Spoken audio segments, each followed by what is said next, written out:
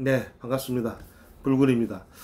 오늘 8월 15일 광복절인데 다들 잘 쉬었습니까? 오늘 또 저희 신기루구역 단톡방에서는 여러 뜨거운 논란이 있었고 여러모로 시끄러운 자문도 있었고 그로 인해서 여러 사람들이 피해를 호소한 분도 계셨습니다. 사실은 저는 이제 사실은 뭐 단톡방에서 저도 글도 쓰고 하지만은 여러 이제 그 사실관계를 제대로 알지도 못한 채 일방적으로 그냥 유포한 분들이 몇 분 계세요. 그래서 그런 부분에 대해서는 제가 제일 처음에는 좀 점잖게 이렇게 대응을 했었는데 최근에는 도저히 이게 점잖게 대응할 수 있는 여지가 없어요. 그러다 보니까 제가 좀 이렇게 다소 거칠게 표현을 하면서 그런 부분에서 반박을 하는데 본인이 잘 모르고 그러면 그런 단톡방이라는 게 그래도 많은 분들이 보고 계시잖아요. 근데 자기도 잘 알지도 못하고 자기도 그 내용이 구체적으로 무엇인지 모르면서 막 일방적으로 파와가지고 거기다 유포하고 뭐 그럴싸한 것처럼 뭐 글을 쓰는데 그래서는 곤란하겠죠. 그래서 제가 뭐 일일이 그걸 반박해도 한계가 있는 거고 해서 제가 좀 다소 거칠게 몰아붙이는 부분은 없지 않아 있습니다. 자, 제가 지금까지 그 신기일구역 문제를 다룸에 있어서 오늘도 그렇고 상당수 분들이 전화를 많이 오고 또 이 부분에서 그 의견 교환을 나누고 있는데 여하튼 간에 이제 공통적인 것은 사업성 부분은 이제 민간 재개발 가는 게 맞다. 민간이 훨씬 더 사업스럽다. 이것저것 떠나가지고 뭐 여하튼 간에 뭐 임대가 작으니까 임대 포션이 그래서 이제 그 부분에 대해서는 대부분 이견이 없어요. 사실은. 근데 문제는 이제 사업 속도죠. 지금까지 여하튼 간에 저희가 좋든 싫든 공공을 해왔었는데 이제 와서 과연 이걸 민간으로 갈아탔을 때 이게 제대로 사업이 제때 갈 수 있을 것인지 이런 거에 대한 우려감 뭐 또 솔직히 말해서 우려감을 따라가지고 과연 갈 수 있을 회의감 뭐 이런 의구심 이런 부분들이 많기 때문에 상당수 분들이 이제 그 민간에 대한 어떤 사업성도 좋고 뭐 여러 가지 이제 뭐 돈도 벌고 이제 이런 부분에서는 만족이 하면서도 과연 이게 제대로 갈까라는 의구심 때문에 망설이면서 그냥 공공재벌 갔으니까 지금까지 해왔으니까 공공재벌 하는 게 어떻겠냐라는 이제 그런 자포자기 내지는 이런 의견들이 많아요. 사실은 특히 최근에 이제 아시다시피 LH가 지금 전 국민적인 지탄을 받고 있어요. 예? 쉽게 말해서 뭐 부실 뭐 정관예우 또 최근에는 또 꼼수 사태 임원들 뭐 이런 문제를 해가지고 뭐 국민들 언론 뭐 기타 뭐 오죽했으면 전 국민들한테 그 신고를 하면 30억까지 보상해 준다고 국민권익위에 신고를 해라고까지 지금 조직에 대한 불신이 지금 엄청 큰 상태예요. 사실은 이제 LH가 이렇게 가면 해체 수순을 밟을 수밖에 없어요. 해체 수순 어떤 식으로 해체될지는 좀 더 두고 봐야 되겠지만은 기본적으로 그 전에 이제 조직이 토지공사하고 주택공사였기 때문에 뭐 두 개로 쪼개지든지 다시 거기서 일부 사업 부분은 또 떼내든지 저희 공공정비 사업체도 마찬가지예요. 아마도 상당 부분 문제가 있을 걸로 보는데 그렇기 때문에 이 사업이 제대로 갈지가 의문인 거예요. 자, 그와 관련돼서 제가 여러분들한테 이제 주차 이거 보내드렸는데 이게 뭐 제가 작성한 게 아니고 2021년도 5월달에 LH가 직접 공문 형태로 작성한 공문 속에 포함되어 있는 내용이에요. 향후 사업 일정을 이렇게 가겠다 해가지고 당시 김모 차장이 저를 찾아와가지고 저 신기일구역에 추진 사무실하고 이거 저하고 1시간 정도 회의를 했습니다. 보이시죠? 제가 많이 이야기했었는데 이 일정대로가 지금 현재 여기 보시면 제일 파란색 보면 MOU 체결 있고 이 붉은색이 이제 정비계획 수립이에요. 정비계획 수립 제 위에 보면 위반 제한 있죠.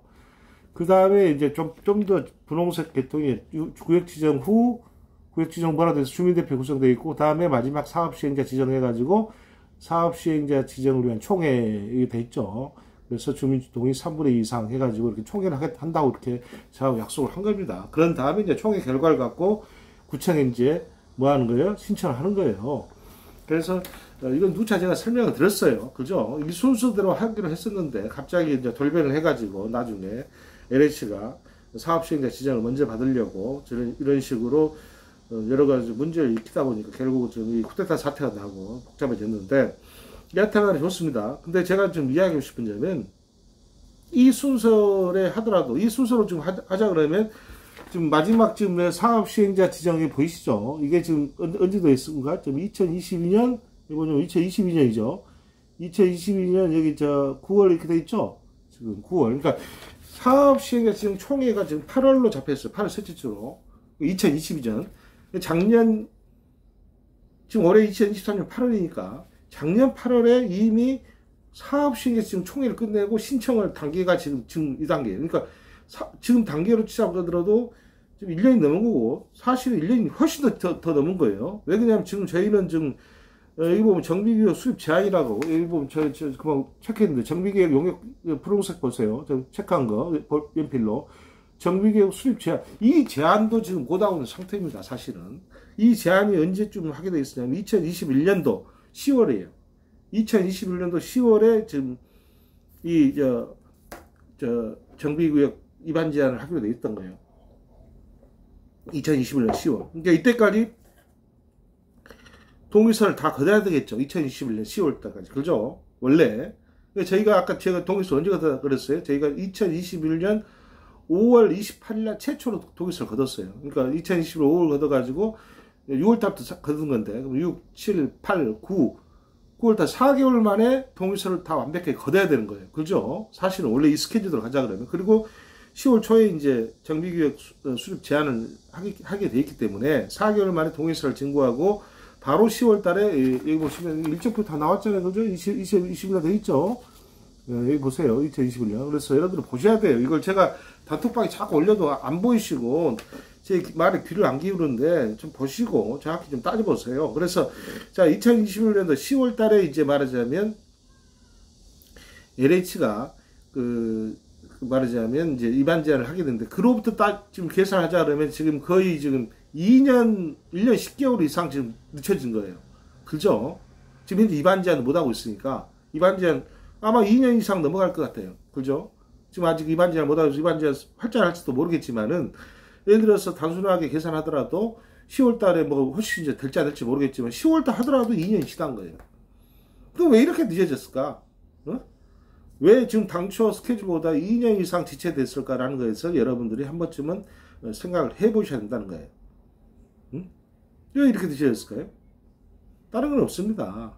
제가 누차 여러분들한테 이야기 드렸지만 이 부동산은 정치적인 변수가 큰 거고 부동산 정책을 좌지우지하는 것은 여하튼간에 그 인허가권자 즉 지방자치단체장 서울시장이겠죠. 또 구청장 그리고 그 국토부 장관 정권 그래서 이런 부분이 다 이렇게 당초 2021년 당초와는 다르게 다 바뀌었어요. 이때는 이제 공공재개발을 선호하는 정부였고 또 공공재개발을 선호하는 시장이 있었고 공공재개발을 선호하는 구청장이 있었는데 그 정부가 민주당 정부였죠.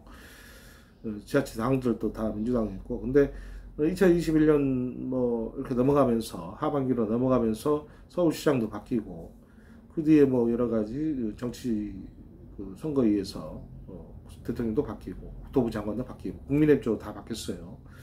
그러다 보니까 이 공공재개발 정책에 대해서 탄력이 툭 떨어진 거예요. 누가 주도를 할 수 없고 밀질 않아요. 그러다 보니까 결국은 지금 현재 이 스케줄로 보더라도 2년 이상 지체된 겁니다. 2년 이상. 앞으로 되더라도 2년 이상이고 안 되면 뭐 3년 될지 4년 될지 알 수가 없는 거예요. 다른 것도 다 마찬가지입니다. 지금 현재.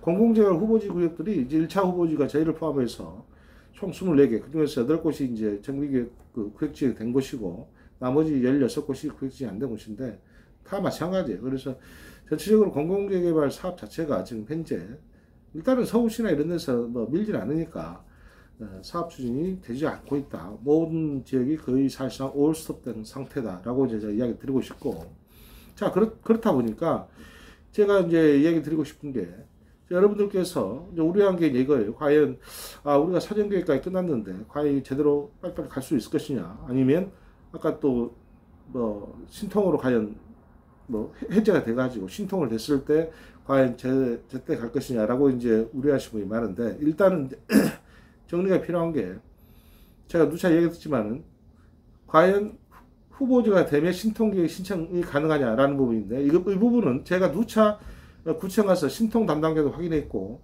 그리고 LA 우리 공공재개발 후보지 담당하고도 확인했던 사항이에요. 그리고 제가 여기서도 그때 설명을 드렸을 거예요. 충분히 이 부분을 이미 서울시에서 이렇게 관리 지침이 나와가지고 1차 공공재개발 후보지 관리 지침, 여기 관리 지침이 나와가지고 이런 수렴해서 기본적으로 해제가 가능하게 해놨고, 약 그 기준을 약 30%에서 좀 줄이면 25%, 그리고 최근에 또 발표됐지만 15% 이상이면 다시 재검토할 수 있게끔 입안 제한을 재검토할 수 있게끔 정비교육 지정 부분을 할 수 있게끔 해놨기 때문에 사실상 15%가 반대를 해버리면 여러모로 힘든 상황이 되는 거예요. 근데 지금 현재 신규 1구역에서는 민간 측에서 거의 30% 정도 거뒀기 때문에 사실상 탄력이 공공재개발 하기가 힘든 상황이 된 거예요. 그리고 공공재개발 위반이 돼가지고 추진하더라도 이게 취소가 되는 겁니다. 말하자면 취소 사유 요건이 해당되기 때문에. 그래서 그런 부분들을 이미 아시고, 과연 그렇게 됐을 때 우리가 그러면 이쪽으로 갈 수 있을 것이냐. 일단은 후보지가 해제되면 구청에서는 저한테 그랬어요. 최대한 신속하게 신통을 추진해서 신청 기준은 30%입니다. 그러니까 뭐 30%보다 많으면 좋겠죠. 과반이면 더 좋고. 그래서 최대한 많은 분들이 동의를 해서 신통을 추진하면 적극적으로 돕겠다. 즉 신통도 구청에서 접수를 받아가지고 구청에서 추천을 하는 거예요. 서울시에서 최종적으로 지정을 하지만은 서울시 그 선정위에서 선정하지만은 1차적으로 구청에서 이제 추천하기 때문에 구청의 이제 그 역할이 크죠. 아무래도. 그래서 구청에서는 뭐 그런 부분은 문제가 없다. 구청 신통 입장은 신통 나름대로 또 실적을 내야 되기 때문에 이왕이면. 그래서 더군다나 오세훈 시장이 신통에 대해서는 뭐 자기 정치적 운명을 좀 걸고 이제 하고 있는 상황이기 때문에 신통에 대해서는 엄청 밀어주는 상황이에요, 사실은. 그래서 오히려 신통에 대해서는 더 적극적으로 도와주겠다. 이런 게 공식적인 구청 입장이에요. 제 사견이 아니라 제가 직접 담당자와 만나서 이 얘기를 들어봤었는데, 그래서 그런 부분으로 문제가 없다는 거고, 그와 더불어서 제가 이제 또 하나 최근에 궁금해 하는 부분들이 있는데, 여러분들이 제가 단톡방에도 올렸지만은 우리 뭡니까 임대율 부분에 대해서 여러 뭐 논란이 좀 있어요. 그래서 제가 단톡방에 올렸는데, 제가 임대에 대한 부분은 그때 이게 지금 이 사진이 원사진하는 그때 우리 4월 7일 날 앞에서 파워포인트로 임대 포션, 그러니까 전체 세대수를 설명한 자료를 누가 찍은 거예요. 그래서 뒤에 보시는 게 이제 사람 머리인데, 아무튼 이 숫자들을 기준으로 해서 이게 이제 정비계획 초안이기 때문에 뭐 정확한 건 아니겠지만은, 약간간의 정비계획 수립에서 이제 기본적으로 이제 뭐 단지 규모라든지 세대수 그리고 공공기업 부분, 그리고 이제 뭐 진출입로라든지 도로라든지 또 주변 공원 뭐 이런 시설들, 그래서 이런 부분에서는 이제 정비계획 수립 당시에 지금 사정계획에서 다 정하고 간 거예요. 그래서 이때 이제 발표된 게 이제 1470세대 해가지고 발표가 됐는데, 이때 이제 보시면 우리 이제 1470을 기준으로 해가지고 보시면 토지등 소유자를 지금 현재 약 580명으로 정하고, 나머지 이제 50대 50으로 반반씩 해가지고 지금 이 당시 기준에서 정해놨을 때 445세대, 445세대 이렇게 정해놨어요. 계략적으로. 이것은 계략치입니다. 그냥 뭐 정확한 건 아니에요. 더 늘어날 수도 있고 줄어들 수도 있겠지만은. 근데 문제는 이 580명이 지금 현재 토지등 소유자로 580명이 여기에가 실질적인 토지등 소유가 아닌 분들은 많아요. 땅 한 평 갖고 있는 분도 토지등 소유자로 다 계산이 된 거니까 실질적인 조합이 아니다는 얘기예요.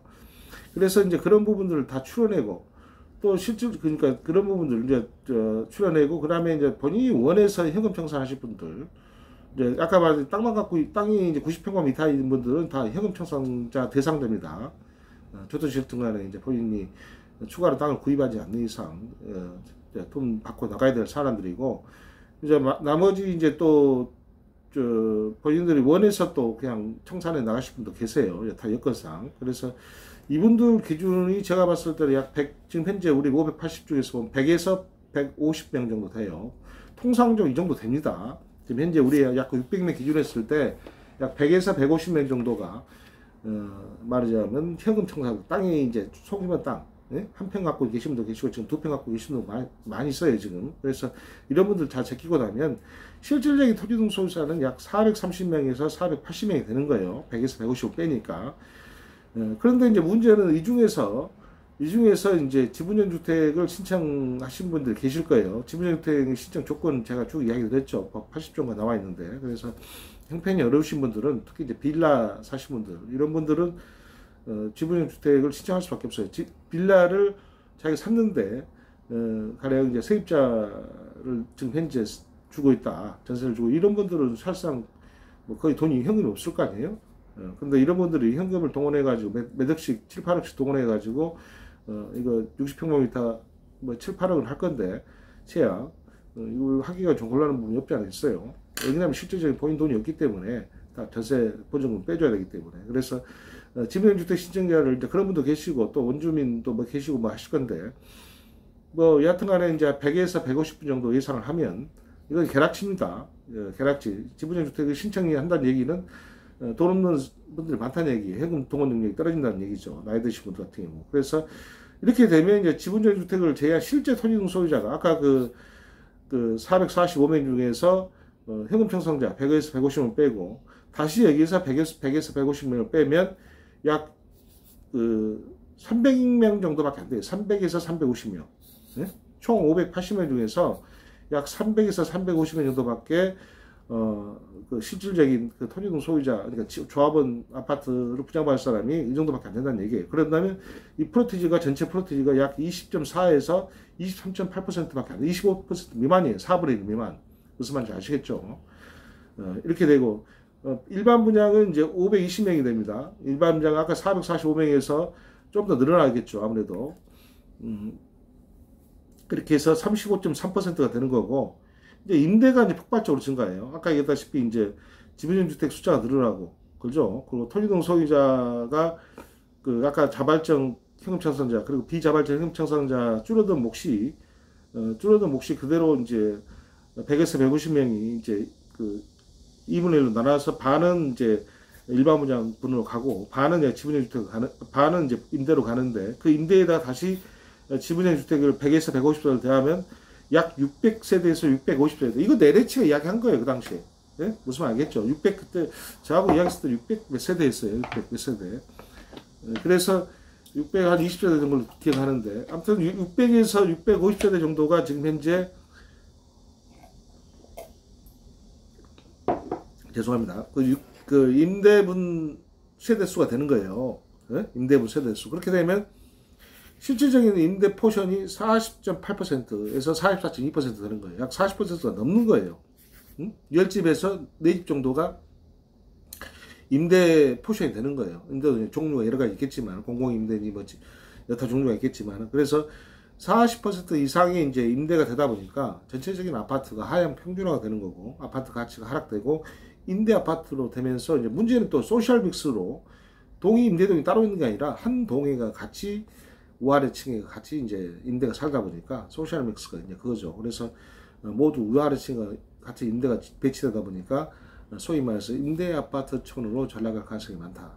이렇게 되다 보면 전체적인 향후 자산 가치가 하락할 수밖에 없다라는 게 이제 제가 내린 결론이에요. 그래서 결국은 이제 공공재개발 제가 비판적으로 그 뭐 이야기해서 좀 그러지만은 현실은 현실이니까 제가 이야기 드린 겁니다. 그래서 이런 부분들 여러분들이 충분히 감안하시고, 결국은 신길 1구역에 재산을 투자하신 분들은 향후 신길 1구역이 여타 지금 현재 상황 속에서 임대아파트촌으로 전락할 가능성이 많다는 점 유의하시고, 그리고 아까도 제가 또 이야기 드렸지만 그 공공 그 보행 통로라고 있어요. 우리 지금 현재 그 출입구로 예상되고 있는 그 무슨 세탁소 있죠. 거기서 홍보센터 앞길로 해가지고 저기 지금 신길 그 목련 아파트 그쪽으로 빠지는 길이 있습니다. 지금 홍보센터 그 앞길이죠, 말하자면. 지금 현재 차가 다니고 있는데 그게 지금 현재 도시계획 도로예요, 말하면 6m짜리. 그래서 이 도로가 그대로 활용이 돼서 공공보행도로가 되는 겁니다. 무슨 말인지 아시죠? 공공보행도로라는 것은 24시간 외부인들이 왔다 갔다 하는 거예요, 그냥. 사람들이 아파트가 내부 아파트 단지 내에 있는 단지 아파트가 단지 도로가 아니고 외부인들이 그 24시간 그냥 출퇴근 뭐 지나다닐 수 있는 진출입을 할 수 있는 그런 그냥 일반 도로예요, 말하자면. 보행을 할 수 있는 도로. 그래서 이런 도로가 생기다 보니까 결국은 아파트가 사실은 두 동강이 되는 거예요. 그쪽 이 도로를 기준으로 해서. 그래서 두 동강이 되다 보니까 문제는 여러모로 불편한 점이 있겠죠. 아파트라는 게 이제 가치가 있으려면 한 단지로서 구성이 되어지고 외부 사람들이 이제 출입을 못하게끔, 진출을 못하게끔 통제가 돼야 되고 약간 폐쇄적인 게 있어야지 그 아파트의 이제 가격이 올라가고 고급 아파트 이미지가 나는 건데, 이것은 뭐 그냥 누구나도 그냥 들락날락 그러다 보니까 여러모로 문제가 생기고, 또 그 와중에 이제 신길동 이런 데 이제 그런 뭐 중국인들 또 저소득층들 뭐 이런 분들이 많이 살다 보니까 임대 쪽에 또 그런 분들하고 같이 엮여가지고 여러모로 또 사건 사고가 발생하다 보면 예기치 않는 이런 문제가 발생하고, 그러로 인해서 이민지가 또 추락하고, 그로 인해서 결국은 아파트 가치는 계속해서 하락할 수밖에 없다라는 게 지금 현재 상황이에요. 그래서 참고적으로 이런 부분들은 결국은 그 보행도로라는 게 아파트를 반으로 나눌 뿐만 아니라 그로 인해서 발생하는 여러 가지 이제 사건 사고, 외부인들이 그냥 들락날락거리니까, 그래서 그건 어쩔 수 없다, 이렇게 이제 보는 거예요. 그리고 공공 아파트라는 게 이제 그런 부분들을 감안해서 이제 짓는 게 공공 아파트니까, 결국 요새는 또 그렇게 많이 하긴 합니다만, 여하튼 간에 지금 현재 신계 1구역의 지금 공공 아파트, 공공 재개발 아파트의 성격은 이런 공공성이 많이 가미돼 가지고 여러모로 아파트 가치면 또 아파트 가격면에 대해서는 하락세가 불가피하다. 제가 보건데 민영으로 갔을 때보다 최하 한 5억 이상 더 이제 가격이 빠지지 않겠나 이런 생각을 하게 됩니다. 자, 오늘은 제가 그 아파트 신속성, 사업성도 잠깐 언급했지만 신속성 부분에서 구체적으로 좀 언급을 드렸고, 언제든지 체인지가 가능하다라는 쪽으로 이야기를 좀 드렸습니다. 자, 오늘 동영상은 이 정도 듣도록 하겠습니다. 네, 감사합니다.